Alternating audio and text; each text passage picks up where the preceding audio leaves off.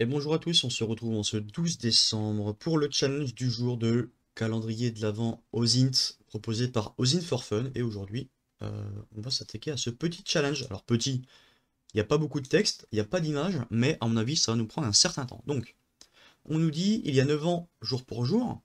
On est le 12 décembre 2024, donc je suis très mauvais en maths, mais ça doit être en du coup 2015, le 12 décembre 2015. Un accord important pour l'avenir de notre planète a été adopté au terme de plusieurs jours de négociations. Alors, du coup, c'est peut-être la COP 15, quelque chose comme ça. Euh, L'avenir de notre planète, donc j'imagine que ça parle de... hop, j'ai perdu le mot. Comment on appelle ça? D'écologie. Je sais pas pourquoi j'avais pas ce mot en tête. Donc peut-être la COP 15, quelque chose comme ça. Donc en tout cas, c'est un 12 décembre 2015. Et ça a duré pendant plusieurs jours.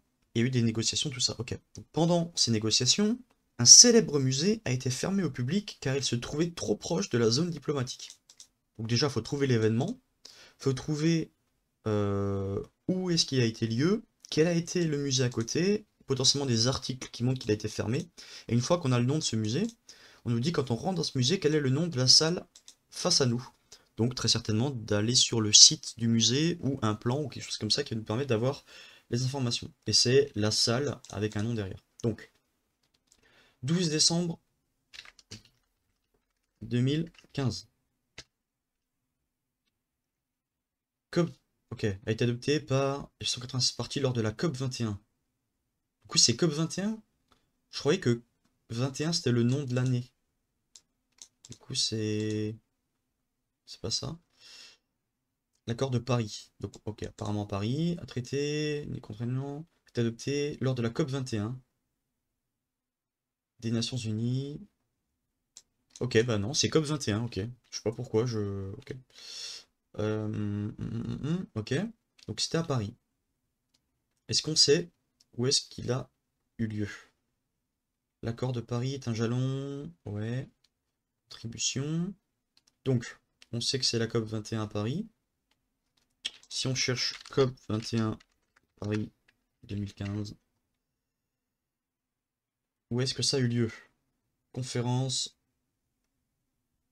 euh, au Bourget. Paris-le Bourget. Paris-le Bourget. Le parc des expos. Est-ce qu'on peut voir où ça se situe dans Paris? Le Bourget.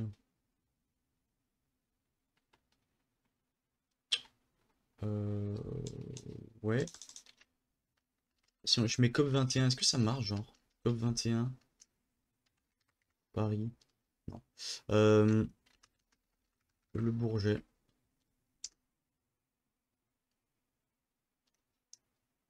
Ok, c'est ici. Est-ce qu'on a une adresse? Alors attendez, je vais aller sur Wikipédia, ça sera beaucoup plus simple.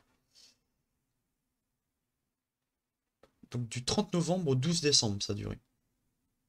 Est-ce qu'on voit quelque chose marqué muséum quelque part? Non. Je vais aller sur la page française, si je la trouve. Donc, euh, donc c'est le ok, Parc des Expos de Paris-le-Bourget.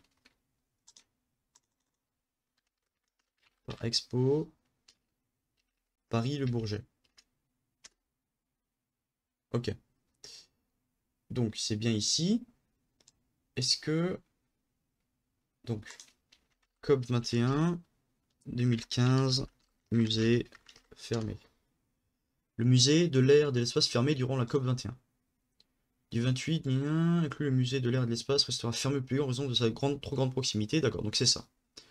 Donc on avait la date. Il y a 9 ans jour pour jour, c'était bien le 12 décembre 2015.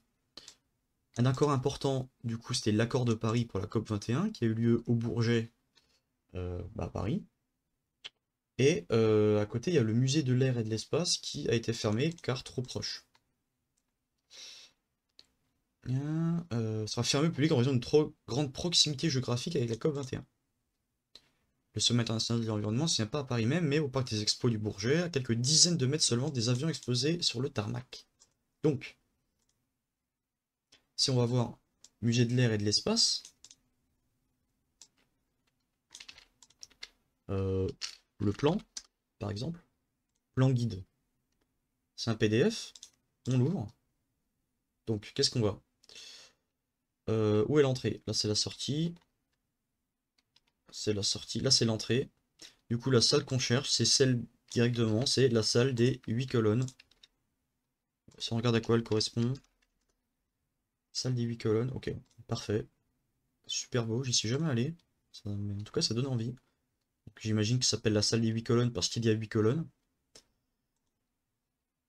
Répondre. On était bon. Ok. Donc, l'accord de Paris adopté, voilà 9 ans, ne fut pas signé à Paris, mais dans une autre ville. Ok. On peut admirer, au musée de l'air et de l'espace, un appareil restauré qui relia ces deux villes sans escale. Ouais.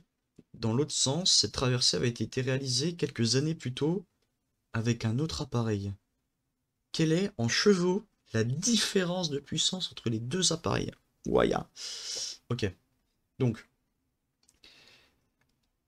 l'accord de Paris n'a pas été signé à Paris, mais dans une autre ville. Et du coup, cette ville, on va en avoir besoin. Donc, si on retourne sur les accords de Paris, sur le changement diplomatique, pardon. C'est tenu le 30 novembre Paris. Après, ok. Protocole de... Ouais, c'est...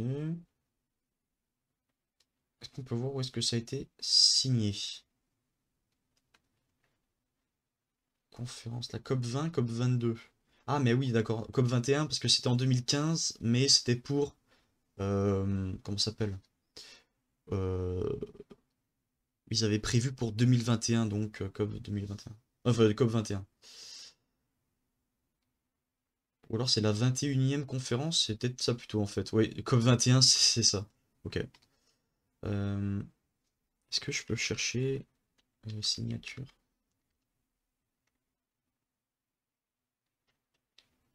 Ok, seulement deux États. Désignation, non. Les gros émetteurs, signataires, signature. On demande une signature rapide. Dans un courrier commun, expliquer la signature de l'accord sécuritaire régional. Alors, euh, localisation, signature, COP 21. Lieu de signature, New York.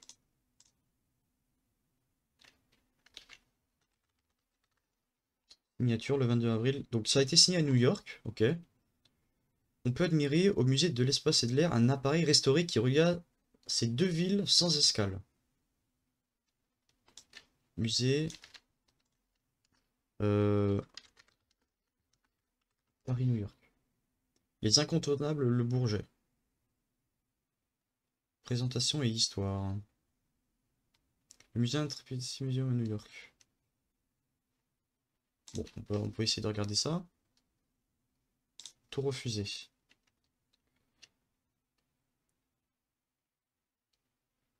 Alors, j'imagine que c'est un aéroplane, du coup, on peut admirer. Qui relève ces deux villes sans escale. Regardez ça. On nous dit un appareil, hein. Un appareil restauré. Donc, c'est peut-être pas forcément un avion. Des chasseurs. Construits en série. Est-ce qu'on nous donne ces chevaux?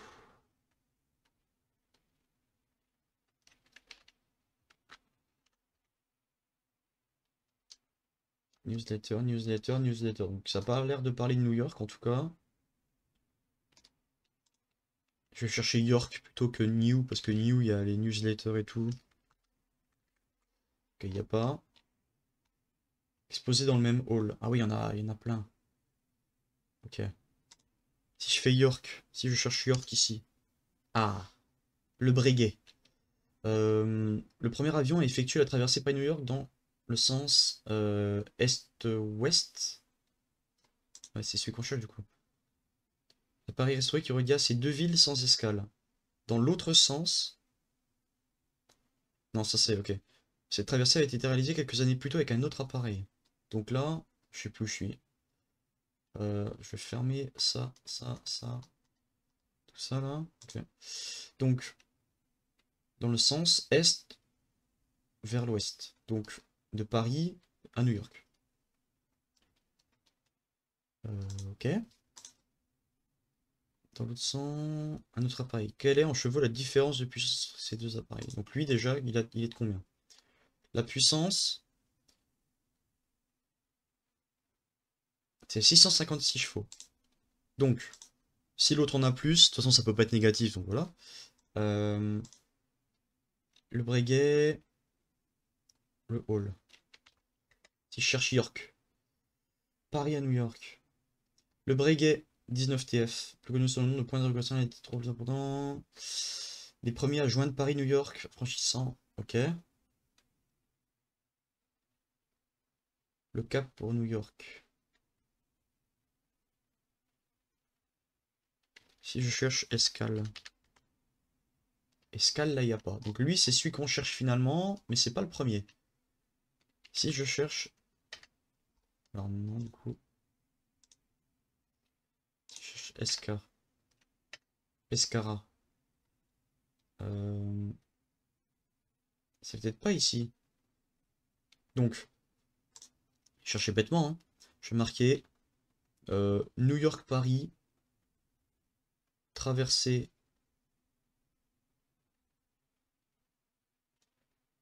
Attends, parce que là... Là, escale, il n'y a pas. Il ne nous parle pas de le faire sans escale.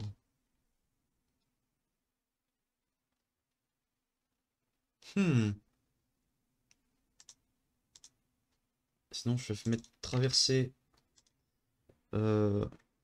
premier avion, traversée Paris-New York, sans escale. Le premier vol Paris-New York de l'histoire, le 21 mai 1927. Le vol transatlantique. Paris-New York sans escale. Attends, mais du coup... Alors là, c'est le premier vol de Paris-New York de l'histoire, mais nous, c'est sans escale. On est d'un côté de l'océan Atlantique, soit d'est en ouest, d'Europe, d'Afrique. Ah oui, ah non, photographe de Charles Lindbergh à bord du Spirit of Louis, premier homme à avoir traversé l'Atlantique en solitaire et sans escale. La première traversée d'est en ouest.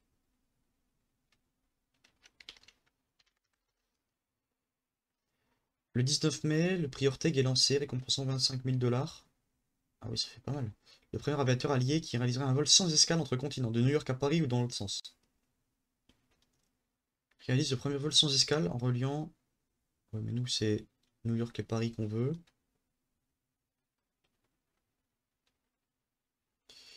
Temps traversé... Mais ils disparaissent sans laisser... Ah, dommage ça.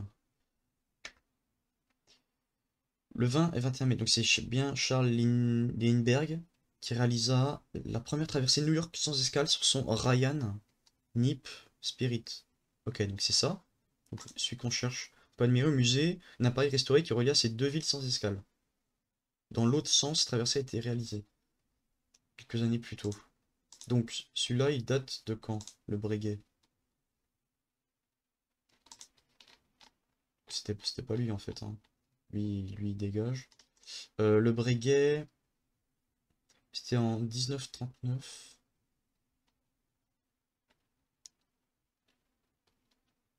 Effectua son premier vol.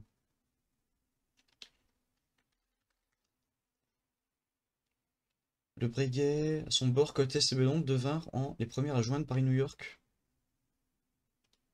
En 1930, et là c'est 1927. C'est New York-Paris. Donc là, ce qu'on a, c'est l'avion qui a fait ça, qui reliait ces deux villes sans escale. Dans l'autre sens, traversée avait été réalisée quelques années plus tôt.